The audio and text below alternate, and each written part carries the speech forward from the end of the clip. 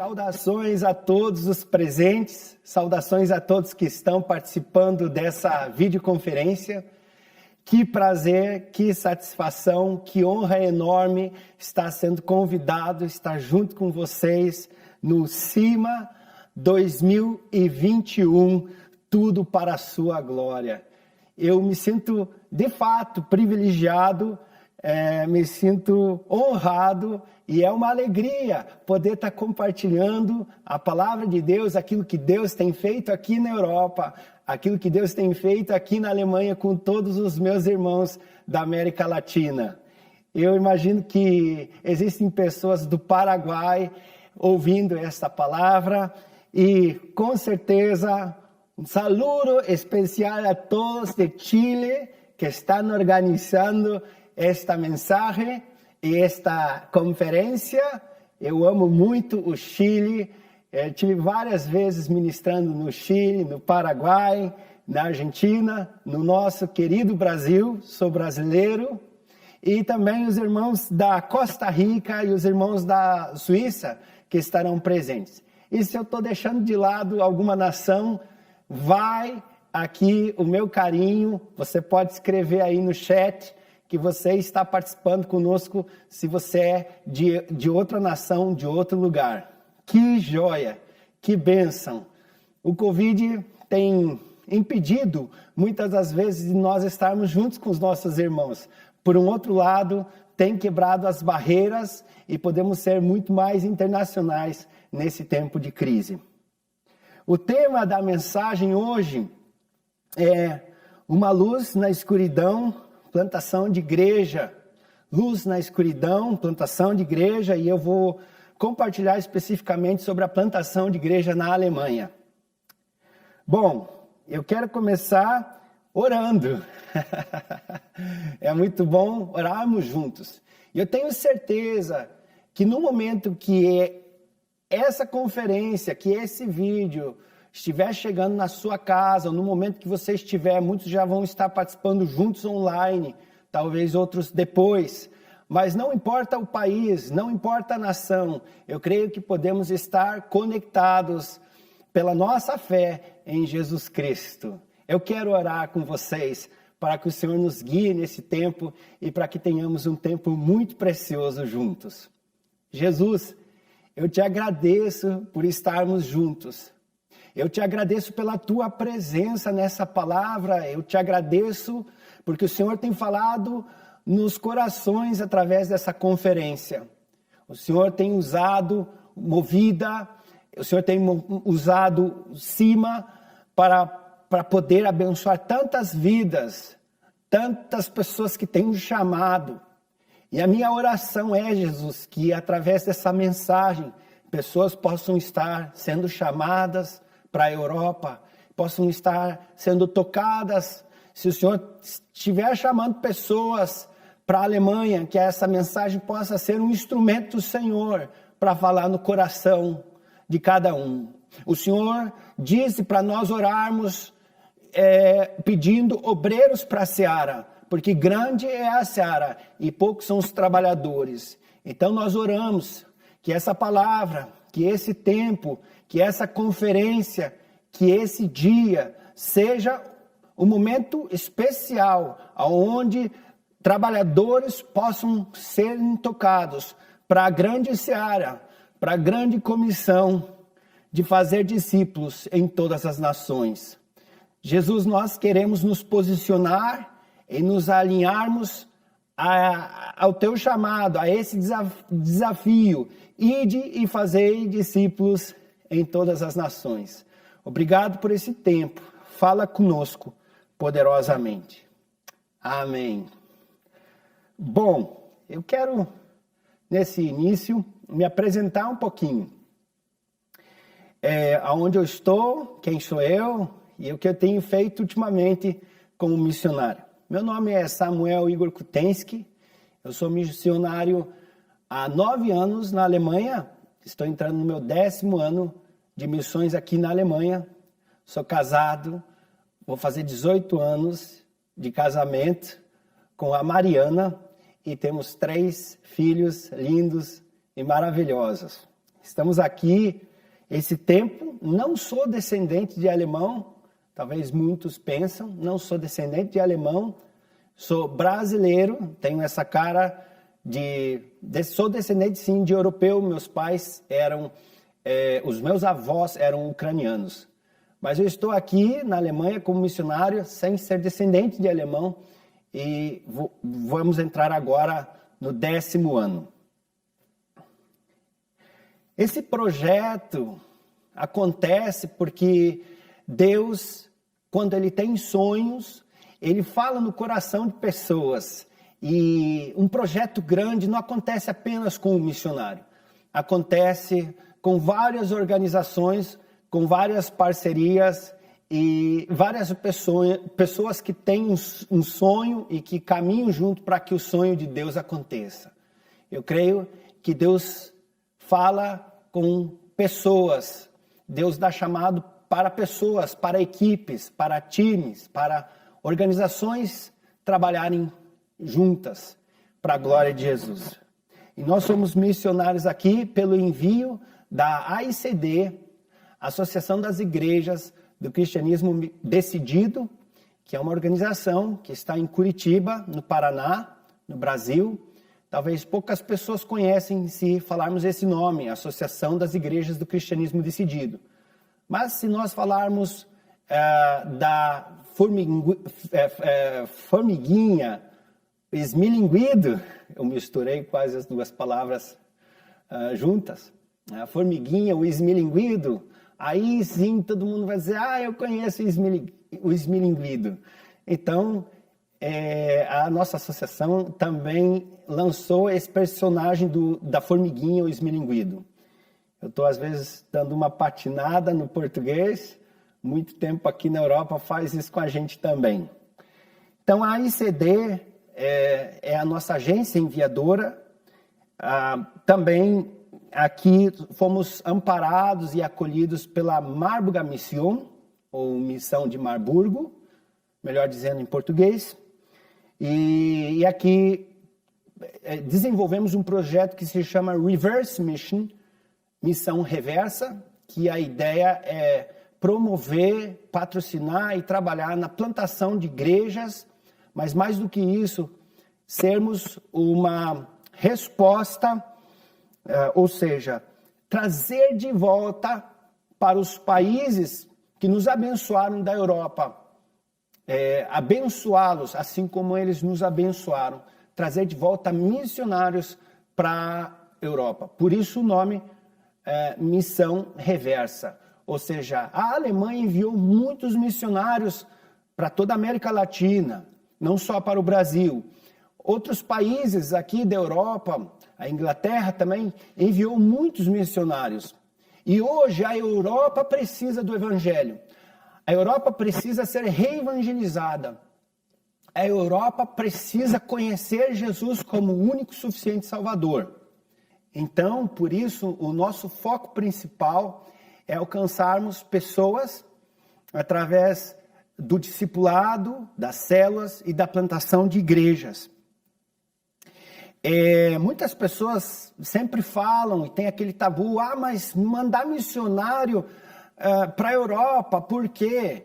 Não é melhor mandar missionário para a África? A grande verdade é que proporcionalmente a África está muito mais evangelizada do que a Europa.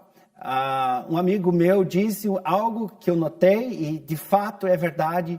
O único lugar, o único continente onde o cristianismo está numa posição decrescente é a Europa. E se nós colocarmos em questão, eu quero falar um pouquinho especificamente a respeito da Alemanha. No geral, em todos os lugares da Alemanha, nós temos menos de 2% de cristãos nascidos de novo. Geral, menos de 2% de cristãos nascidos de novo. Mas vários lugares, várias cidades não são apenas menos de 2%, senão 0,5%. Essa é a realidade. Existem 3 bolsões geográficos da Alemanha que nesses lugares, são muitas e muitas cidades onde a proporção de cristãos nascidos de novo não chega a 0,5%. Nós temos cidades aqui com 80 mil habitantes, sem nenhuma igreja que pregue o evangelho e que tenha, ou com pouquíssimos cristãos nascidos de novo. 80 mil habitantes sem nenhuma igreja que pregue o evangelho de uma maneira mais efetiva, de uma maneira mais transformacional. Então, a Alemanha precisa de missionários. Se você está ouvindo, se você ora pela Europa, eu quero dizer para você, a Europa precisa de missionários. A Europa precisa de pessoas que venham fazer a diferença aqui, que venham pregar o evangelho. Pessoas que se sentem chamadas, que estão sendo chamadas por Deus para serem missionários na Alemanha e na Europa. Sim, quando falamos da Europa, quando falamos da Alemanha, é necessário uma preparação maior. O desafio é maior. É necessário muito mais preparo para entrar num lugar desses. Mas não por isso deixamos de ver pessoas que estão sedentas. Existem sim pessoas que estão sedentas pelo Evangelho. Mas como crerão se não há quem pregue? Como ouvirão se não há quem fale? Então nós precisamos pregar o Evangelho e trazermos a palavra de Deus para a Europa. Eu queria colocar algumas coisas aqui a respeito do nosso projeto. E eu queria colocar para vocês algumas coisas que têm acontecido nesses 9 anos. Assim, para você entender um cronograma do que é possível num projeto missionário. Nesses 9 anos, o primeiro ano nosso foi um ano de adaptação transcultural, foi um ano de um processo transcultural. Depois de um ano, na verdade não chegou a dar um ano, mas uns 9 meses, 10 meses, nós começamos a formar uma equipe base para plantação de igreja. Nós começamos a treinar, eu e minha esposa, uma equipe para então começar a primeira plantação de igreja na Alemanha. Depois, essa igreja, com a graça de Deus, depois de 1 ano e meio treinando essas pessoas, nós já tínhamos ali um grupo sólido, já tínhamos feito vários discípulos e começamos várias células, e aí então oficializamos a abertura da igreja 1 ano e meio depois de iniciarmos esse processo com a equipe base. Ou seja, com 2 anos e meio de Alemanha, 2 anos e meio para o 3º ano, já havia, pela graça e misericórdia de Deus, uma igreja plantada, uma igreja sólida, com alemães. O nosso foco aqui são os alemães. Sim, temos brasileiros nos nossos grupos, mas os nossos cultos nós fazemos sem tradução, nós fazemos tudo em alemão. E aí também nesse período de adaptação foi preciso que eu e minha esposa aprendêssemos alemão e nos disciplinássemos bastante para aprender o alemão e para daí começar a formar essa equipe já ganhando e alcançando alemães. Depois dessa igreja, através das células, também iniciou uma célula numa outra cidade e aí então dessa célula dessa outra cidade com o obreiro, nós começamos a segunda plantação de igreja. Logo depois, a gente começou também o processo de revitalização e apoio a uma igreja que se afiliou a nós, e aí então começamos um trabalho com uma 3ª igreja, e hoje também estamos visando novas plantações de igreja, ou seja, hoje somos 3 igrejas e estamos pensando em outras plantações de igreja aqui na Alemanha. Estamos orando por mais algumas plantações de igreja, estamos estudando e vendo a possibilidade de mais algumas plantações de igreja. O que também é importante dizer que essas plantações de igreja são igrejas muito sólidas, são igrejas muito fortes. Nós temos feito a diferença, feito os nossos cultos em alemão, temos ganhado alemães para Jesus, temos gerado discípulos alemães e, enfim, através de um processo também de discipulado, vemos discípulos gerando discípulos, os cultos nas casas e o reino de Deus crescendo e se multiplicando aqui na Alemanha. Eu poderia ficar falando horas e horas de coisas fantásticas que têm acontecido aqui. A gente tem visto o milagre de Deus. A gente tem visto pessoas se convertendo nas plantações de igreja. Nós temos visto Deus chamando outros jovens, chamando a nova geração para alcançar vidas para Jesus. Temos tido algumas experiências nesses 9 anos maravilhosas de evangelismo de rua. Temos visto células crescendo e se multiplicando. Mas, para eu não apenas ser informativo e ser inspirativo hoje aqui para você, eu queria colocar mais algumas questões a respeito do envio, do processo de envio. E aí, então, eu também quero entrar no tema da conferência, na chamada principal, que é tudo por sua glória, e conversarmos também um pouquinho de uma palavra de inspiração, uma palavra de Deus para a minha vida, para a sua vida, no livro de Abacuque. Antes de fazermos isso, eu quero responder uma pergunta, que é a seguinte pergunta: o que é importante num processo de envio, Samuel? Se você pudesse sistematizar, se você pudesse resumir, qual é a essência do processo de vocês? E eu quero colocar algumas etapas aqui que são importantes se você está se preparando, não importa o país, não importa o lugar, mas algumas coisas que podem te ajudar para ser como um compasso para o seu envio, para o seu preparo, que pode ser uma bênção para esse tempo de preparação, que pode ser uma bênção para o seu chamado. Então, a primeira coisa que eu quero dizer para vocês, que talvez muitas pessoas já falaram essa semana, então eu não vou também falar muito, mas eu preciso, como base, colocar aqui, é um processo de envio, é algo principal no chamado de Deus.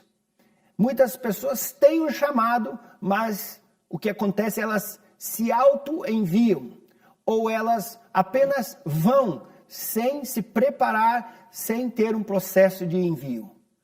Se alguém me perguntasse o que você julga como fator principal ou algo importante para que o projeto na Alemanha desse tanto certo, ou tivesse tanto sucesso como vocês têm hoje aí na Alemanha, eu gostaria de dizer que isso tudo começa no processo de envio.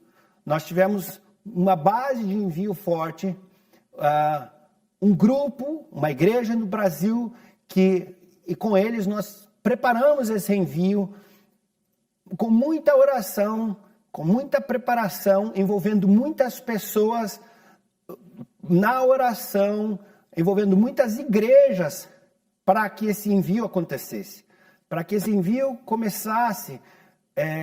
Um processo de plantação de igreja na Europa custa muito caro.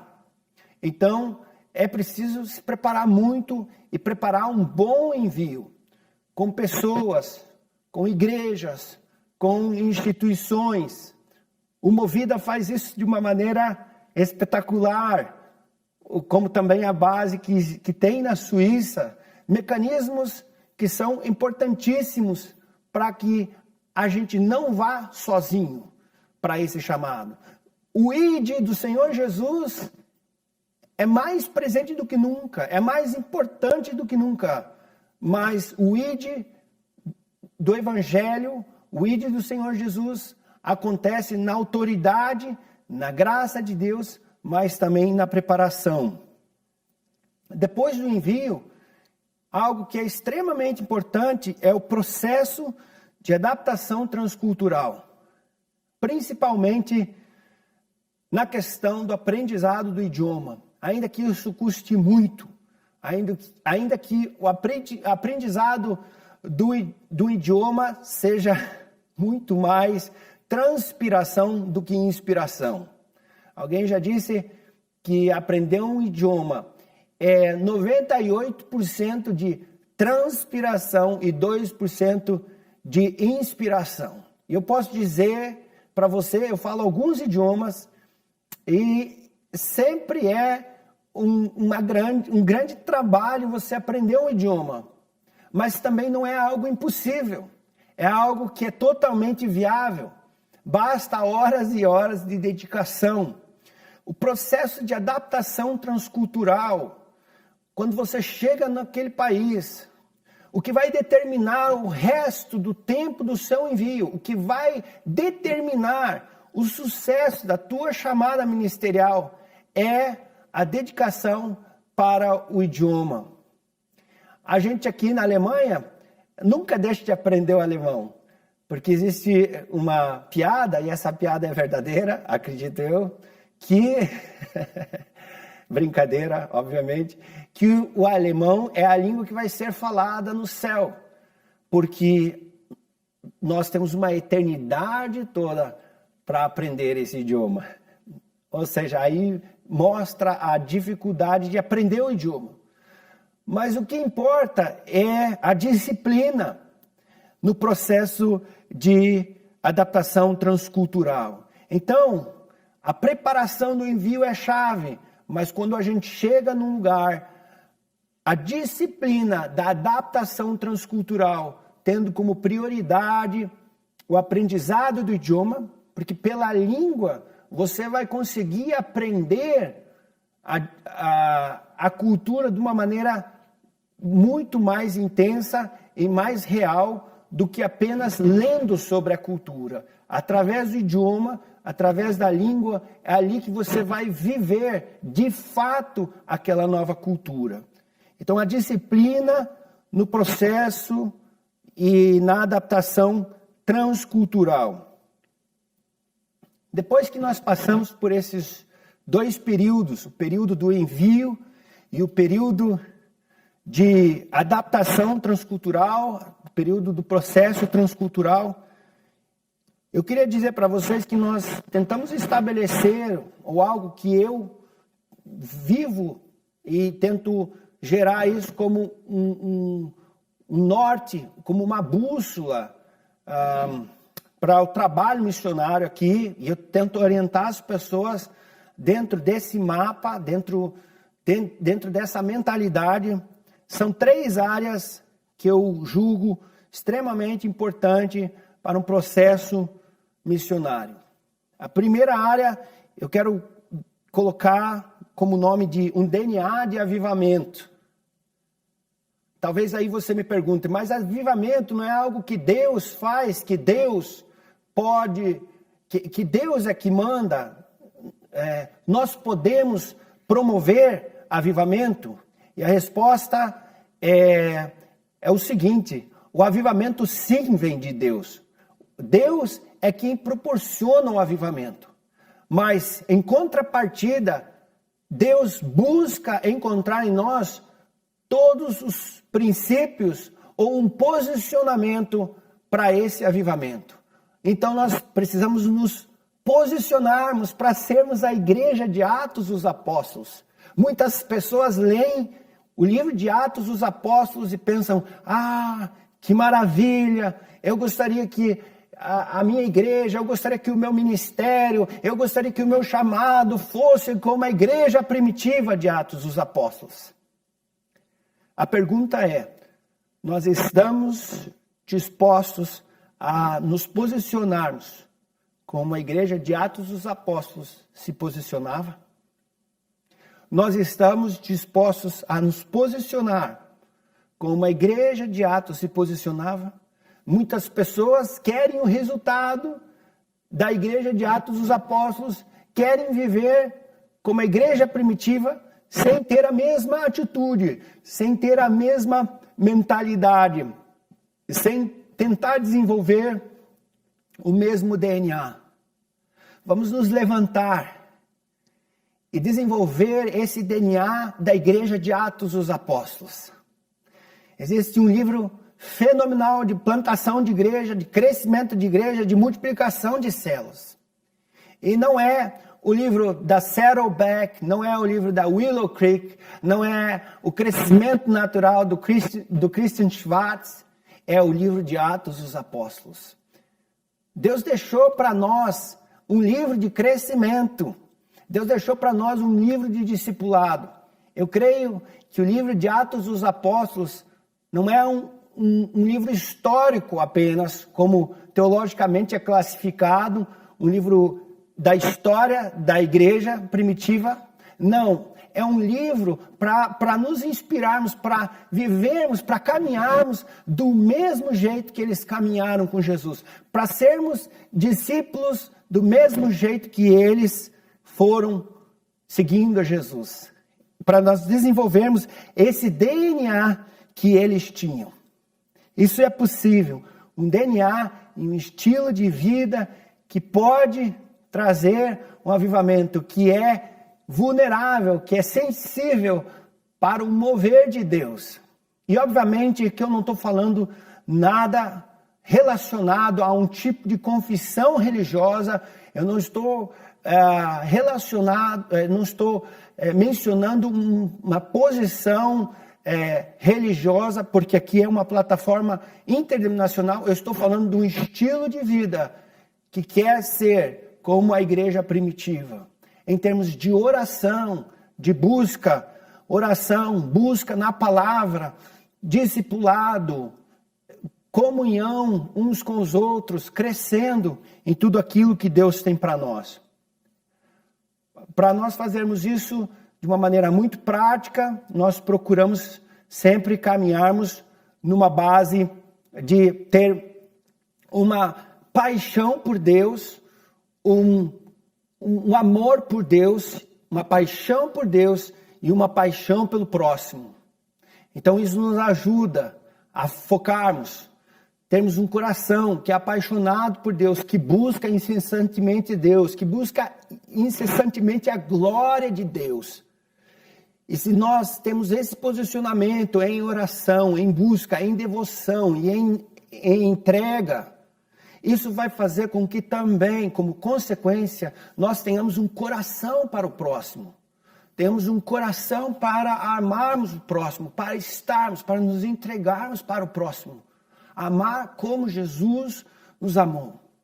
E aí então, se nós nos posicionarmos dessa forma, podemos então fazer mais algumas coisas como igreja. É que podemos crer na igreja, nas casas. Alguns podem pôr o nome disso de células, outros de grupos, de comunhão. Você pode dar o nome que você quiser, mas cremos que a igreja funciona na celebração, nas casas, e aí também caminharmos numa postura de discipulado e de crescimento constante na palavra, em treinamento, ser treinado de acordo com a palavra e sermos treinados para ser discípulos de Jesus.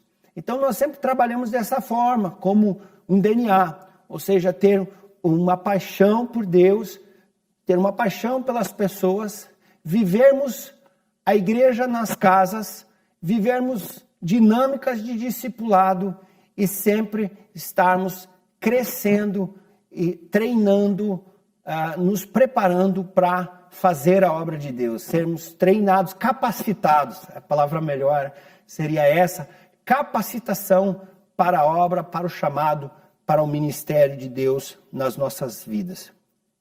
Então, quando nós temos um processo de envio, um processo de adaptação transcultural, como é bom, depois de todo esse preparo, ter um DNA, um estilo de vida que caminha como a igreja de Atos dos Apóstolos. O que eu acabei de falar está baseado em Atos dos Apóstolos, texto-chave, capítulo 2, do versículo 42 ao 47. Aí sim, tendo um estilo de vida que se inclina para ser a igreja de Atos dos Apóstolos, porque é isso o que todas as nações precisam. Muitas pessoas me perguntam, mas o alemão não é uma pessoa fechada? Eu acredito que não existe pessoa fechada no mundo inteiro. Todas as pessoas do mundo precisam de Jesus. Todos os países do mundo precisam de Jesus. O que nós precisamos é levar a essência da forma correta. Obviamente, aprender a cultura nos ajuda a contextualizarmos esses princípios que eu acabei de falar de uma maneira que a gente pode ser relevante culturalmente. Mas a essência do Evangelho, minha gente, é a mesma no mundo inteiro. A Bíblia que nós temos é a mesma. Os princípios são os mesmos. Se nós tivermos um princípio, um estilo de vida que busca incessantemente um DNA de avivamento, que se posiciona para andar alinhado com o estilo de vida de Atos dos Apóstolos, aí sim, praticamente como consequência disso, nós vamos viver a multiplicação e o crescimento, assim como acontecia na igreja de Atos dos Apóstolos. Eles se posicionaram, eles eram posicionados, e isso fazia com que eles vivessem um crescimento e uma conversão de várias pessoas para o Evangelho. Então, entra algo muito precioso, que é a questão do discipulado e da plantação de igreja. Eu queria dizer, faz parte tudo de um mesmo princípio, de um mesmo pacote, mas só para a gente ter uma divisão melhor, um DNA de avivamento, um DNA de Atos dos Apóstolos, e aí então um DNA de multiplicação e crescimento de igreja e um DNA de plantação de igrejas. Eu acredito que o envio, o processo de adaptação transcultural, o DNA de avivamento, um DNA de multiplicação e crescimento e um DNA de plantação de novas igrejas, isso faz com que a gente entre num ciclo parecido com o ciclo de Atos dos Apóstolos. Pensando no tema do congresso e pensando também na época que estamos vivendo, eu queria fechar esse tempo com uma palavra de inspiração para a sua vida. De fato, nós vivemos num tempo de uma crise mundial como nunca antes na história. Dessa forma e dessa maneira. Nós temos visto o que a questão de um vírus pode fazer com o mundo todo, e isso está fazendo com que o estilo de vida no mundo está sendo transformado. Ainda não foi, está sendo transformado, as dinâmicas estão transformando no mundo inteiro. E é um momento difícil, onde muitas igrejas às vezes pensam, o que nós vamos fazer? Para onde nós iremos? Ou alguma pessoa que talvez está plantando igreja, pensa e diz, como que nós vamos plantar a igreja? Como nós vamos fazer os grupos pequenos nesse momento? É um momento de muita transição. E eu achei muito propício o tema de toda a conferência, de todo o congresso, estar ligado com o livro de Abacuque. Antes de receber os detalhes da conferência, Deus estava falando muito no meu coração através do livro de Abacuque. Porque Abacuque foi um profeta num tempo de crise, num tempo de muita dificuldade, num tempo de muita incerteza. Eu acredito que se nós temos um chamado para missões, se nós temos um chamado para plantação de igreja, se nós temos que viver nesse momento um processo de adaptação transcultural, um processo de envio, tudo isso não vai mudar por causa das coisas. Ou seja, a essência disso não vai mudar. A forma, sim. Como isso vai ser feito, pode mudar. Mas os planos de Deus não vão deixar de acontecer por causa de um vírus. Os planos de Deus não vão deixar de acontecer por causa de uma crise. Esse vírus não está pegando Deus de surpresa. Deus já tem tudo sob controle. Deus é soberano e Ele tem tudo sob controle. Ele tem o seu chamado sob controle. Muitas cidades, muitos países estão fechados agora por causa da questão de fronteiras e por causa da questão de pessoas sendo infectadas pelo vírus. Mas Deus tem tudo sob controle nesse momento. Ele conhece todas as coisas e nada vai deixar de acontecer. Nada vai deixar de acontecer. Aquilo que é plano de Deus na sua vida continuará. Aquilo que é plano de Deus na sua vida não deixará de existir. Eu quero dar essa palavra para você. O plano de Deus para você não mudou por causa da crise. Eu quero dar essa palavra para você. O propósito de Deus, a chamada de Deus para a sua vida não mudou por causa dessa crise.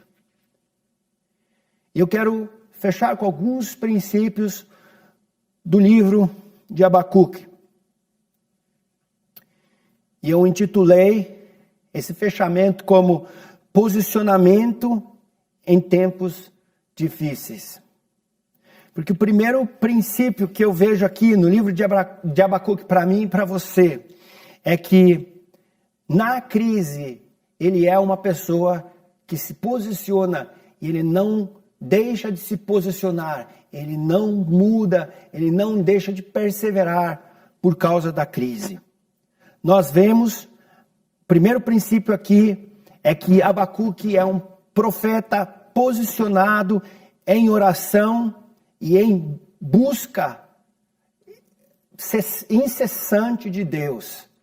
Ele é um profeta posicionado, ele se posiciona em oração e numa busca incessante de Deus e busca intimidade com Deus no momento da crise. Israel estava vivendo um tempo muito difícil, muito delicado, porque ela estava sendo subjugada pelos inimigos, estava sendo retalhada, destruída, estava debaixo de um jugo muito forte dos inimigos. Mas Abacuque não deixou de orar e não deixou de buscar a Deus. E ele busca a Deus. No capítulo 1, no versículo 2, vemos Abacuque dizendo: até quando, Senhor, clamarei eu e tu não me escutarás? Gritar-te-ei e não me salvarás? Aí nós vemos ele insistindo em oração, em buscar a Deus. Depois vemos isso se repetindo mais uma vez, e isso vai no capítulo 1, do versículo 2 ao capítulo 4, ele se posiciona em oração, buscando a Deus perseverantemente. Mas depois, no capítulo 1, no versículo 12, vemos outra vez ele perguntando para Deus coisas em oração e no posicionamento diante de Deus. Não és tu, desde a eternidade, ó Senhor, o meu Deus, o meu santo. Não morreremos, ó Senhor, para executar juízo. Puseste aquele povo, tu, ó rocha, fundastes para servir de disciplina. Tu és tão puro de olhos que não podes ver o mal, e a opressão não podes contemplar. Por que, pois, toleras os que procedem perfidamente e te calas quando o perverso devora aquele que é mais justo do que ele? Então nós vemos no momento de crise, no momento de pressão, no momento de dificuldade, ele não se entrega, mas ele vai para a presença de Deus. E aqui vai um princípio de encorajamento para você que está vivendo um chamado missionário. Se posicione em oração. No momento da crise, no momento da pressão, persevere na busca do Senhor. E Ele te responderá. E Ele estará contigo nesse momento. Esse é um princípio que vemos na vida de Abacuque. Outra coisa que vemos é que ele não é apenas posicionado na busca perseverante de Deus, ele não é apenas posicionado numa intimidade com Deus, mas nós vemos no capítulo 2, no versículo 1 ao versículo 3, que ele é posicionado em uma visão. Ele se posiciona de acordo com uma visão. E aí lemos no capítulo 2, por-me-ei na minha torre de vigia, colocar-me-ei sobre a fortaleza e vigiarei para ver o que Deus me dirá e que resposta eu terei à minha queixa. O Senhor me respondeu e disse, escreve a visão. Escreve a visão. Deus responde na busca incessante de Abacuque. Deus responde a Abacuque e diz, escreve uma visão. Grava sobre tábuas para que possa ler até quem passa correndo, porque a visão ainda está para cumprir-se no tempo determinado, mas se apressa para o fim e não falhará. E se tardar, espera, porque certamente virá e não tardará. Deus tem uma resposta para os Abacuques hoje. Para aqueles que estão posicionados em oração, para aqueles que estão posicionados diante de Deus. Ei, eu tenho uma visão, sim, eu tenho um plano, eu tenho um projeto, eu vou revelar para você os caminhos que você tem que tomar para o teu chamado, para o teu preparo, para o teu envio. Eu vou revelar para você, escreve e se posiciona nessa visão. Então, meu querido, Deus tem uma visão para você. Seja um homem, uma mulher que é posicionada em oração, na intimidade com Deus, que isso seja a base do teu chamado, do teu ministério, mas não só isso. Esteja atento para entender profundamente qual é a visão de Deus e se posicione de acordo com a visão de Deus. Ainda que pareça que nunca vai acontecer. Ainda que pareça que está muito longe, Deus é fiel. Aquele que chamou é fiel e Ele vai completar a boa obra. Deus começou uma boa obra e Ele é fiel para contemplar, para completar essa boa obra que Ele começou em você, na sua vida. Então, esteja posicionado numa visão de Deus. E para fechar, eu quero dizer para você que talvez já está posicionado. Eu quero dizer para você que talvez já tem uma visão. Continue posicionado em fé. E aí nós vemos um versículo que se repete, que Paulo cita esse versículo em Romanos, que é o versículo de Abacuque no capítulo 2, no versículo 4, que diz que o justo viverá pela fé. O justo viverá pela fé. Ei, se você já tem um posicionamento de intimidade, de busca incessante de Deus, se você já tem uma disciplina na palavra, na oração e na comunhão dos santos, e se você já tem traçado, tem visto, Deus tem te falado sobre uma visão, sobre um projeto, sobre um processo, continue em fé. Não se abale. Tenha uma fé inabalável. Eu gosto muito do texto de Efésios, no final da armadura de Deus. Ele diz que depois de nós fazermos tudo, continuarmos firmes, ficarmos firmes, inabaláveis. Que palavra é essa? Inabalável. Sabe de uma coisa? Ter uma fé inabalável não é uma fé que apenas é triunfante, o que diz que vai dar tudo certo e que acha que um cristão não tem problema e não tem dificuldade. Uma fé inabalável é o seguinte: pelo contrário, apesar de problemas, apesar de dificuldades, eu continuo firme, eu corro na corrida que me está proposta. Se eu disser para você que nesses 10 anos, vou fazer 10 anos, nesses 9 anos, indo para o 10º ano na Alemanha, eu nunca tive problema, eu estaria mentindo. Eu tive vários problemas, eu tive vários desafios, tivemos várias dificuldades, decepções, tristezas, choros, dificuldades. Sim, há momentos que você pensa em voltar atrás, mas uma fé inabalável é que apesar das coisas que não são positivas, apesar de dores, de obstáculos, de barreiras, a gente se posiciona dizendo: eu sei em quem eu tenho crido, eu sei naquele em quem eu tenho crido, que Ele é fiel para guardar o meu depósito. E é isso que Abacuque faz também, e ele encerra o livro com um canto de fé, com um canto de fé e de proclamação de uma fé que é inabalável. Inabalável não porque coisas ruins não podem acontecer, coisas ruins acontecerão no trajeto e no caminho. Inabalável porque apesar que coisas ruins acontecem, nós perseveramos, corremos para o alvo da nossa soberana vocação. Sabe, o apóstolo Paulo, que era um homem de fé, que plantou tantas igrejas, que foi o maior missionário na época dele. Ele foi apedrejado, ele foi enganado, ele foi iludido, ele teve discussão, problemas de relacionamento com irmãos, ele teve todo tipo de problema que você pode imaginar. Talvez hoje algumas igrejas, alguns pastores diriam: ele está em pecado, olha, o irmão Paulo está em pecado, por isso que ele teve aquele problema. Mas a grande verdade é que uma fé inabalável é uma fé que segue apesar dos problemas. É uma fé que segue apesar de uma pandemia.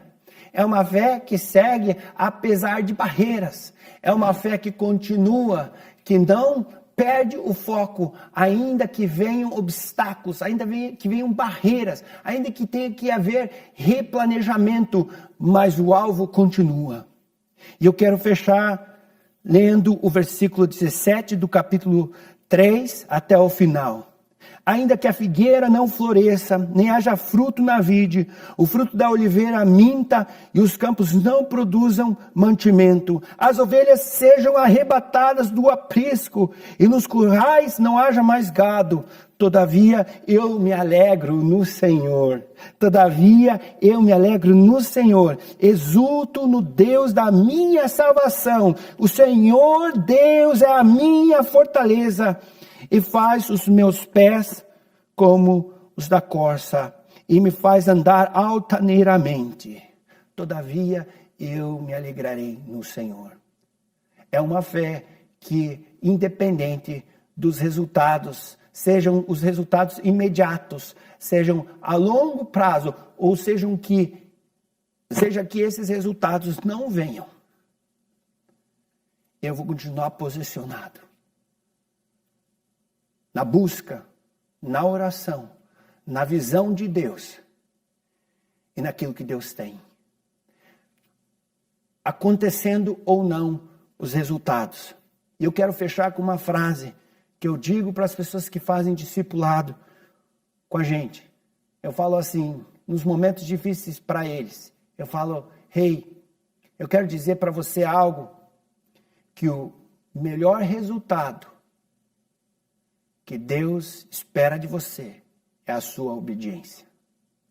O melhor resultado é a obediência. O melhor resultado não é o resultado. O melhor sucesso aos olhos de Deus é a obediência. O sucesso diante de Deus não é medido pelos resultados. O sucesso diante de Deus é medido pela sua obediência. Deus espera obediência. E os resultados, meus irmãos, nós deixamos na mão dele.